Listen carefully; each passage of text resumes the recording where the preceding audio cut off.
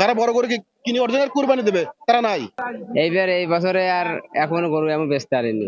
এই সময়টা গরুর একটা টান থাকে, কিন্তু এই বছরে টানটা নাই। আমি টেনশনে আছি যে আমার এতবার গরু, আমি গরিব মানুষ, আমার এই গরু আমি না বেচতে পারলে তো আমি খুব কষ্টের মধ্যে থাকবো। টেনশনে যে এত টাকার খাবার এই গরু যদি না বেচা হয় তাহলে ভাই তো আমার কি অবস্থা হবে। এবারে সবচেয়ে কম গরুর দাম এবারে।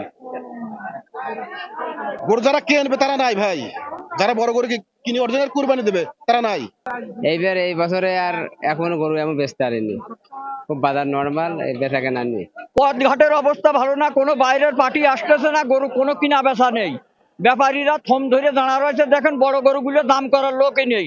বাজার অন্য বছর থেকে এবার একটু বেচা কিনা ভাই কম, গরু কিনা আলারা খুব মারি দাম করছে, তাতে ব্যাপারী লস যাচ্ছে, বুঝছেন, গরু কিনলেই লস যাচ্ছে। ওই একটা গরু বেচেছি, আর বেচা হয়নি। আর আমার ছোট একটা বেচেছে, দুইটা বেচেছি। কুরবানি দেওয়ার লোক নাই, দিবি কিনা, কার কাছে বেচবো? কুরবানি কিন্তু 25,000 টাকা মনে গরু কিনছে না। এই সময়টা গরুর একটা টান থাকে, কিন্তু এই বছরে টানটা নাই। এখানে আল্লাহর রহমতে আজকে বাজারে একটু দাম কম আছে, মোটামুটি ভালোই আছে, ক্রেতারা কিনতেছে। বাইরের কোনো কাস্টমার তেমন আসে নাই, এখানে যার লোকাল আছে এরা কিনতেছে। এমন আলাউদ্দিননগর পশু হাটে গতবারের চেয়ে এবার বেচা কিনা অনেকটাই আমাদের হাটে কম। আল্লাহ দিলে পরে আগামী হাটে আমাদের ইনশাআল্লাহ আলাউদ্দিননগর পশু হাটে বেচা কিনা ভালো হবে।